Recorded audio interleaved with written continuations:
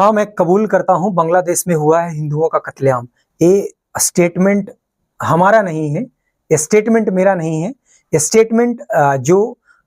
हाल ही में बांग्लादेश के प्रधानमंत्री बनाए गए हैं मोहम्मद यूनुस, उनके मुख्य सलाहकार मोहम्मद शेखावत हुसैन का है। मोहम्मद शेखावत हुसैन इस बात को स्वीकार करते हैं हिंदुओं का कत्लेआम हुआ है। नमस्कार, आपका स्वागत है ग्रीन न्यूज में। आज हम बातचीत करेंगे कि किस तरीके से बांग्लादेश में जो घटना पिछले एक हफ्ते से हम लोग देख रहे हैं कि किस तरीके से वहां पे तख्ता पलट हुआ है, और तख्ता पलट के बाद जो बांग्लादेश की अल्पसंख्यक आबादी है, विशेषकर हिंदू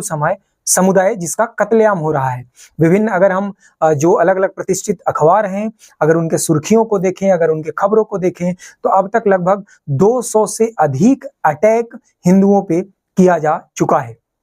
आखिर क्या ऐसी वजह है कि बांग्लादेश पड़ोसी मुल्क जो भारत के साथ लगभग 4096 किलोमीटर का बॉर्डर शेयर करता है, वो बांग्लादेश जिसे कभी मुक्त करने में, जिसे कभी पाकिस्तान से अलग होने में हमारी भारत की सरकार प्रधानमंत्री इंदिरा गांधी के नेतृत्व में भरपूर सहयोग किया था, हर तरीके की साधनों को उपलब्ध और मुहैया कराने का काम किया था। आज वही बांग्लादेश इस स्वरूप में चला गया है कि जो बांग्लादेश में रहने वाले हिंदू हैं उनका कत्लेआम किया जा रहा है।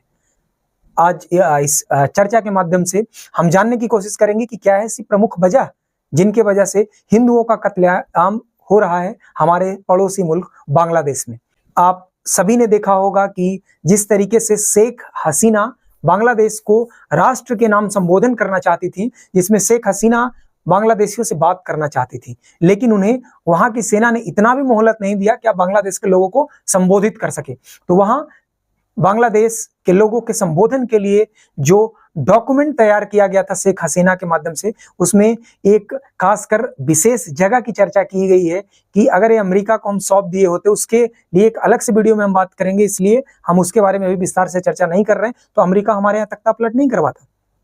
आज अमेरिका और गल्फ कंट्रीज के कई ऐसे देश और समूह हैं जो किसी भी देश में एनजीओ के माध्यम से बृहद पैमाने पे फंडिंग करते हैं, बड़े लेवल पे फंडिंग करते हैं, और उस फंडिंग के माध्यम से जो उनकी मंशा होती है उसको पूरा करवाने का काम किया जाता है। आज अगर भारत और बांग्लादेश के रिश्ते को अगर देखें, आज के 2 महीने और कुछ चंद हफ्ते पहले की बात करें तो शेख हसीना को भारत का दोस्त कहा जाता था। शेख हसीना के जो शासनकाल था, उस शासनकाल में अगर हम भारत और बांग्लादेश के बीच देखें तो व्यापारिक रिश्ते हों या हमारे आंतरिक रिश्ते हों, अंतर्राष्ट्रीय संबंधों की हम बात करें तो हमारे बेहतर संबंध होते थे। लेकिन इसको बिगाड़ने के लिए कई बार आप देखते हैं कि एनजीओ के माध्यम से अलग अलग आंदोलनों को खड़ा किया जाता है, और वो आंदोलन कब धार्मिक हिंसा का स्वरूप ले लेता है, इसका उदाहरण है बांग्लादेश। आज आप ठीक अगर इसके विपरीत देखें तो नरेंद्र मोदी ने अपने शासनकाल में अब तक जो 10 साल का पिछला शासनकाल रहा है, उसमें लगभग 4000 से अधिक एनजीओ को ब्लैकलिस्ट किया गया है। वो एनजीओ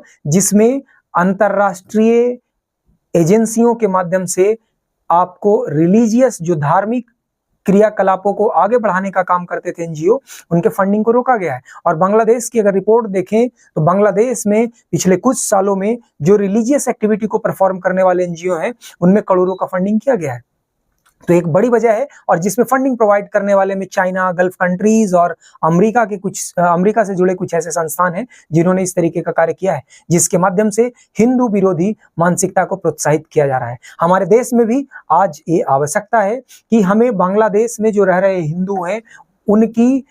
अधिकारों की सुरक्षा कैसे की जाए, इसके बारे में जरूर एकजुट होकर के आवाज को बुलंद करना होगा। इसके साथ ही अगर अन्य वजहों की बात करें तो आप आज के परिवेश में जिस तरीके से कट्टरता को बढ़ावा दिया जा रहा है, उस कट्टरता का ये परिणाम है कि आप बांग्लादेश में आंदोलन खड़ा करते हैं, और आंदोलन का जो नेतृत्व करने वाला गिरोह है, आप उसे नाम देते हैं स्टूडेंट अगेंस्ट डिस्क्रिमिनेशन। लेकिन वो कैसा स्टूडेंट और कैसा छात्र समूह जो आंदोलन इस बात को खड़ा करता है कि हम आरक्षण के खिलाफ हैं, लेकिन आरक्षण के खिलाफ होते होते कब आप धर्म के खिलाफ हो जाते हैं, इसका उदाहरण देखने को मिल रहा है कि आप नैतिक रूप से इतनी पतन हो चुकी है कि आप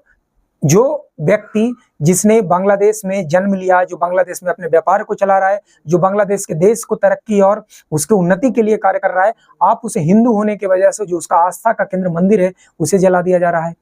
इसे लेकर के आज ये आवश्यकता है कि बड़े पैमाने पे जन जागरूकता हो और लोगों में ये संदेश जाए कि किस तरीके से हम इस कट्टरता को रोक सकते हैं।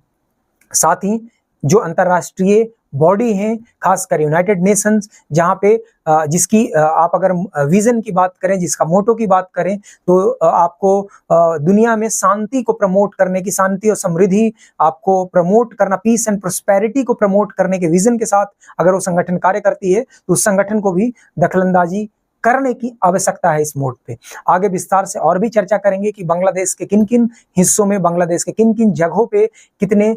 दर्दनाक हादसे हुए हैं और एक विशेष समुदाय जो हिंदू समुदाय है उसका कत्लेआम हुआ है। और खुद इस बात को स्वीकार कोई और नहीं, जो हाल ही में जो प्रधानमंत्री बनाए गए हैं मोहम्मद यूनुस, जिन्हें इस बात के लिए भी जाना जाता है कि उन्होंने आर्थिक सुधार किया, सोशल एंटरप्रेन्योर के रूप में काम किया, नोबेल पुरस्कार विजेता भी बताया जाता है, लेकिन साथ ही एक ऐसा दाग होगा कि आपके शासनकाल में ही एक समुदाय विशेष का कत्लेआम किया जा रहा है। हालांकि हाल ही में रिपोर्ट ऐसा भी आया है कि प्रधानमंत्री मोहम्मद यूनुस ने बांग्लादेश के अल्पसंख्यक जो हिंदू हैं उनसे संपर्क किया है, मंदिरों में गए हैं और उनसे बोला है कि आपका अधिकार है कि आपको यहाँ रहना है, लेकिन सिर्फ कथनी नहीं, करनी में भी उन्हें दिखाना होगा। अब आगे आने वाला भविष्य और समय बताएगा कि मोहम्मद यूनुस जो कह रहे हैं, जो उनकी कथनी है, उसको वो कितने अच्छे तरीके से जमीनी हकीकत पे बदल सकते हैं। इसी तरीके के तमाम खबरों से और वीडियो से आप जुड़े रहने के लिए हमारे साथ जुड़े रहें, हमारे इस चैनल को सब्सक्राइब कर लें। धन्यवाद।